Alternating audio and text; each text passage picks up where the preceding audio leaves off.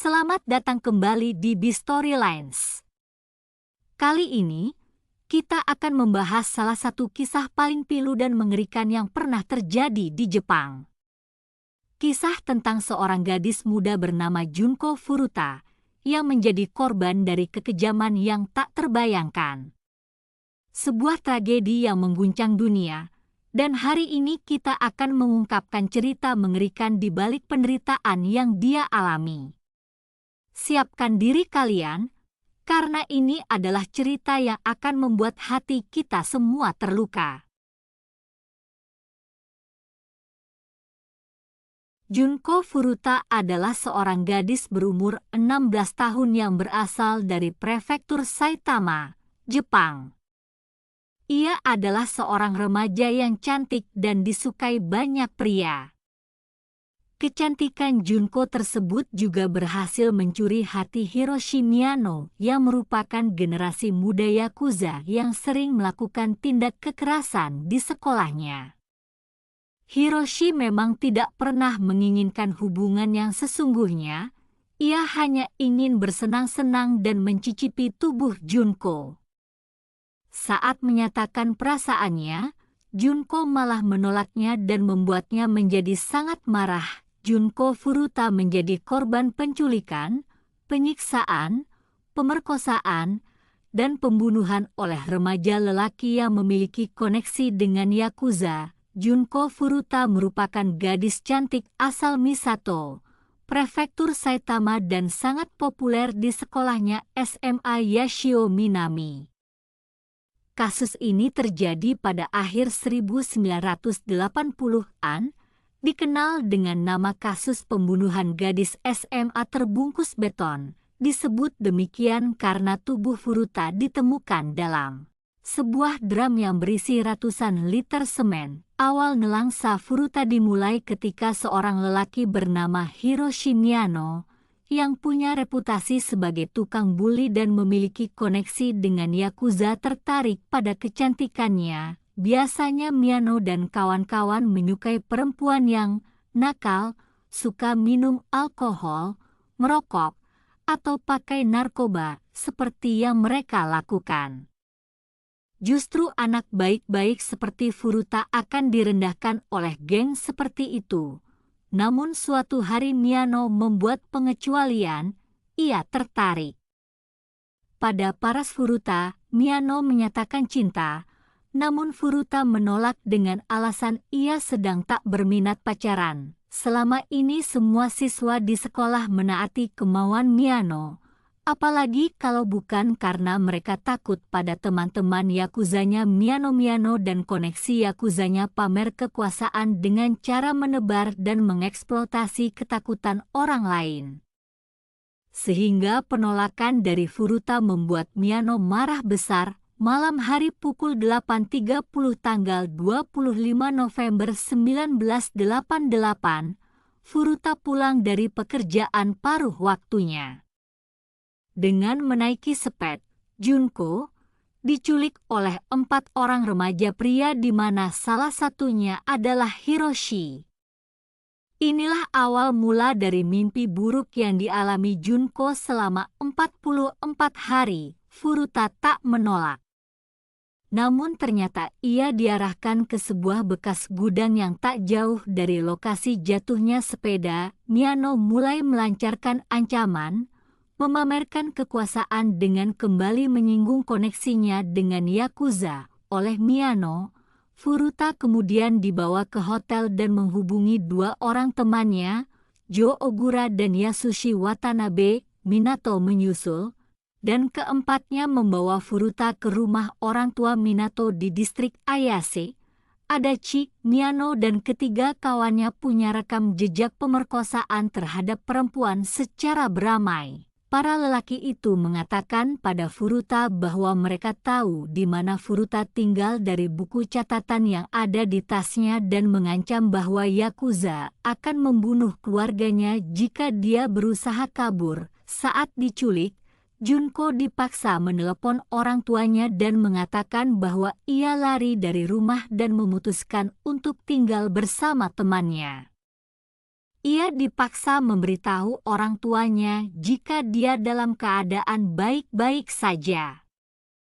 Para remaja pria itu melakukan hal ini agar aksi mereka tidak tercium oleh polisi. Pada 27 November, orang tua Furuta mengontak pihak kepolisian karena anaknya tak kunjung pulang. Tak lama berselang, ada telepon dari Furuta.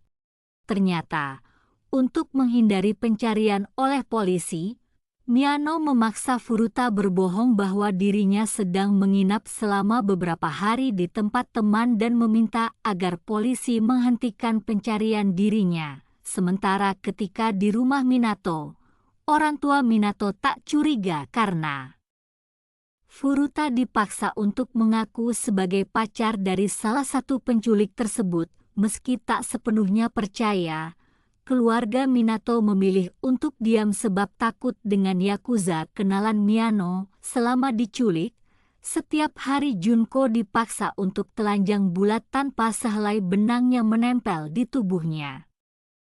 Ia telah diperkosa oleh lebih dari 100 orang pria yang diantaranya adalah orang-orang anggota Yakuza. Junko diperkirakan sudah diperkosa sampai 500 kali selama ia diculik. Tubuhnya digantung di atas plafon dan diperlakukan seperti karung tinju dan tak jarang perutnya dihantam barbel. Junko juga harus menerima pukulan keras di wajahnya setiap hari. Mereka memukuli Junko dengan stik golf dan membenturkan wajahnya ke lantai. Mereka juga memasukkan beberapa benda ke dalam kemaluan Junko seperti botol bir, besi, gunting, tongkat penusuk daging, dan alat pemanggang yang sangat panas. Bahkan Hiroshi juga membakar salah satu bagian alat vital Junko dengan korek api. Selama disekap, Junko tidak pernah diberi makan dan minum. Ia dipaksa untuk makan kecoa hidup dan meminum air seninya sendiri. Kemudian mereka mengikat tubuh Junko dengan posisi tangan dan kaki terbuka di atas lantai, lalu mereka menjatuhkan sebuah dumbbell yang berat ke atas perutnya yang mengakibatkan seluruh isi perut Junko keluar melalui anus dan mulutnya. Tidak hanya itu, mereka juga memasukkan sebuah lampu bohlam ke dalam kemaluan Junko dan menggosokkannya hingga lampu itu meledak di dalam rahim Junko yang mengakibatkannya mengalami luka yang sangat parah. Beberapa bagian tubuhnya dibakar, seperti ditempeli lilin panas atau dibakar dengan rokok dan korek api. Bahkan beberapa bagian tubuhnya dimutilasi atau ditusuk jarum jahit. Dalam kondisi yang demikian brutal, Furuta dipaksa untuk bermasturbasi di depan para pelaku. Kurang lebih 16 hari masa penyekapan Furuta, ada seorang pria yang diintimidasi oleh para pelaku untuk meruda paksa Furuta melaporkan insiden itu ke saudaranya. Saudaranya pun meminta orang tuanya untuk memanggil polisi dan memeriksa rumah Minato. Tapi dua polisi yang bertugas mengatakan tak ada gadis di rumah Minato. Kedua polisi itu ternyata tak memeriksa isi rumah dengan keyakinan bahwa undangan pemeriksaan itu sendiri sudah cukup membuktikan bahwa tak ada gadis di rumah Minato. Pada akhir kasus ini, kedua polisi tersebut dipecat karena tak menjalankan tugas sesuai prosedur. Pada Desember 1988, setelah 1 bulan berada dalam penyekapan, Furuta mencoba menelpon pihak kepolisian. Upayanya gagal karena ketahuan oleh Miyano. Furuta kemudian dihukum, kakinya dibakar sementara anusnya dimasuki botol besar hingga mengalami pendarahan dan kejang-kejang. Menurut laporan, selama persidangan para pelaku mengira bahwa gadis itu hanya berpura-pura kejang sehingga mereka membakarnya lagi. Namun, para pelaku menolak dan malah memaksanya tidur di balkon. Padahal, saat itu musim dingin, karena kerasnya siksaan, ia akhirnya kehilangan kontrol kandung kemih dan ususnya. Furuta lalu dipukuli karena mengotori karpet. Dia juga tidak dapat makan atau minum karena akan muntah. Dan tentu ia akan dipukuli karena ini memasuki Januari. Penyiksaan demi penyiksaan membuat kondisi fisik Furuta berubah.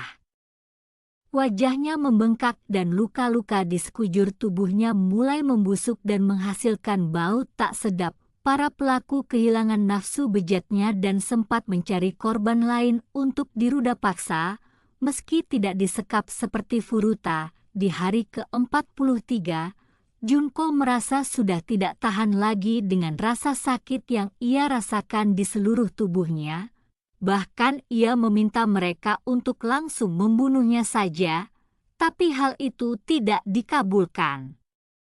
Hingga pada suatu hari mereka kembali memukulinya dengan barbel besi dan membakar kaki, tangan, perut, dan wajahnya setelah menyiraminya dengan bensin. Furuta sampai meminta agar dirinya dibunuh saja agar penderitaannya berakhir. Pada 4 Januari 1989 para pelaku melakukan siksaannya lagi. Mereka memukuli Furuta dengan barbel, menendang dan meninju, dan meletakkan 2 lilin pendek di kelopak matanya, membakar mereka dengan lilin panas. Mereka memposisikan Furuta untuk berdiri dan memukul kakinya dengan tongkat. Pada titik ini, dia jatuh, pendarahannya sangat deras juga nanah muncul dari luka bakarnya yang terinfeksi. Keempat anak laki-laki itu menutupi tangan mereka dengan kantong plastik. Mereka terus memukulinya dan pada akhirnya menuangkan cairan ke paha, lengan, wajah, dan perutnya dan sekali lagi membakarnya. Furuta diduga melakukan upaya untuk memadamkan api, tetapi lambat laun tubuhnya menjadi tidak responsif. Furuta akhirnya meninggal setelah serangan yang berlangsung selama 2 jam pada hari itu. Seluruh tubuh Junko akhirnya dipenuhi luka bakar, lebam, dan pendarahan yang sudah sangat parah. Ia juga mengalami dehidrasi hebat dan seluruh organ tubuhnya tidak bisa berfungsi secara maksimal lagi. Hingga akhirnya Junko meninggal dunia. Takut tertangkap polisi, para pelaku kemudian membungkus tubuh Furuta dengan selimut, lalu memasukkan jasad Junko ke dalam sebuah drum besar dan mengisinya dengan 55 galon semen. Pada pukul 8 malam, mereka membawa drum ke sebuah daerah bernama Koto di Tokyo. Beberapa pelaku ditangkap pada akhir Januari 1989 dan disidangkan sebagai orang dewasa, tapi identitas mereka disembunyikan oleh persidangan. 1 minggu kemudian, majalah mingguan Jepang bernama Shukan Bunshun menerbitkan identitas mereka dan Junko lalu menerbitkannya kepada seluruh media. Pada 29 Maret, setelah interogasi lebih lanjut, mereka mengakui kejahatan yang mereka lakukan terhadap Furuta dan menyeret pelaku lainnya. Drum berisi tubuh Furuta ditemukan keesokan harinya, pada 30 Maret 1989, tak lama berselang, pengadilan atas kasus ini dimulai dengan mendatangkan seluruh pelaku. Namun vonis terhadap pelaku dirasa tidak adil dalam pandangan masyarakat. Yang paling ringan adalah hukuman penjara 7 tahun sementara yang terberat 20 tahun. Keempat remaja pria itu dinyatakan bersalah, tetapi hanya diberi hukuman penjara selama 8 tahun. Bahkan salah satu dari orang tua mereka membayarkan uang sebesar 50 juta yen atau 5 miliar rupiah untuk keluarga Junko sebagai uang kompensasi. Hal ini lantas menghebohkan publik karena hukuman mereka yang dirasa tidak setimpal dengan apa yang telah mereka perbuat terhadap Junko. Hakim kesulitan memenuhi tekanan publik sebab para pelaku masih di bawah umur. Junko Furuta dimakamkan pada 2 April 1989.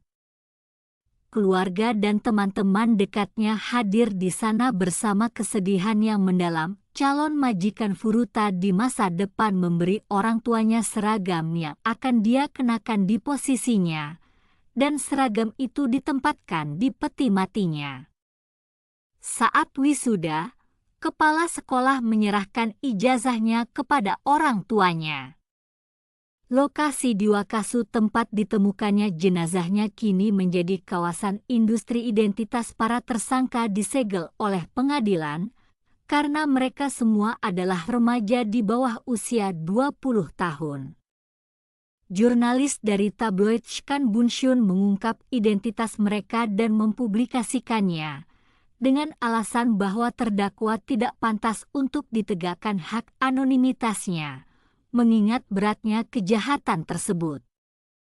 Pada bulan Juli 1990, semuanya dinyatakan bersalah dan dijatuhi hukuman oleh Pengadilan Distrik Tokyo atas penculikan dengan tujuan penyerangan seksual, pengurungan, pemerkosaan, penyerangan, pembunuhan, dan penelantaran mayat. Keempatnya mengajukan banding. Pada bulan Juli 1991, 3 orang dijatuhi hukuman lebih lama oleh Pengadilan Tinggi Tokyo. Hiroshi Miyano awalnya dijatuhi hukuman 17 tahun penjara dan kembali dijatuhi hukuman 20 tahun, hukuman terlama yang biasanya diberikan di Jepang selain penjara seumur hidup.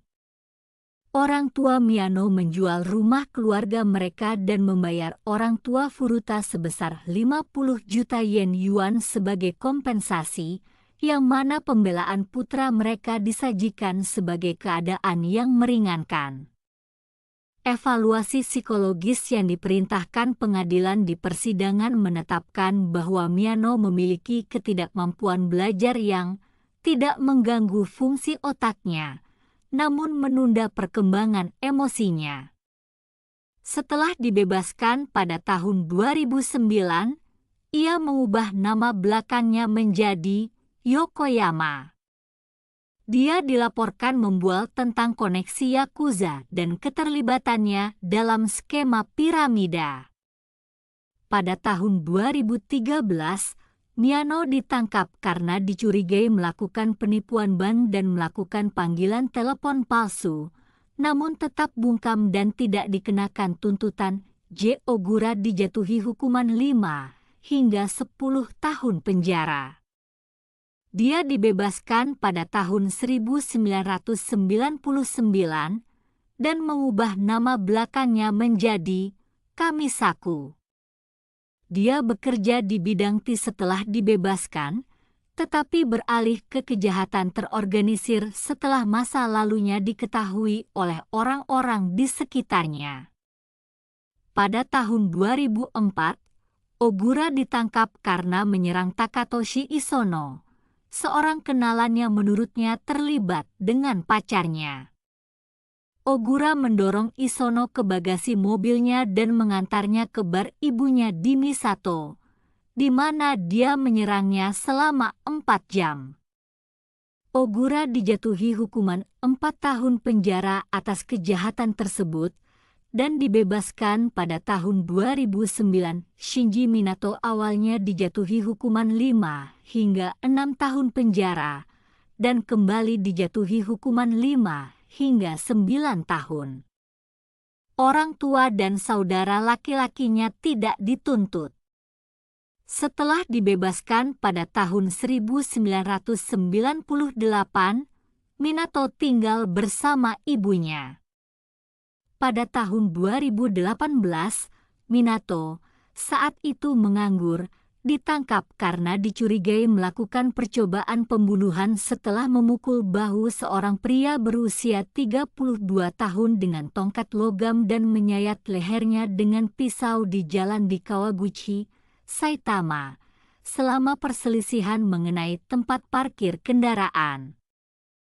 Pada tahun 2019, Minato divonis 1 tahun 6 bulan penjara, ditangguhkan dengan masa percobaan selama 3 tahun. Yasushi Watanabe awalnya dijatuhi hukuman 3 hingga 4 tahun penjara dan kembali dijatuhi hukuman 5 hingga 7 tahun. Ia selanjutnya mengajukan banding atas putusan tersebut ke Mahkamah Agung Jepang, namun bandingnya ditolak pada bulan Juli 1992.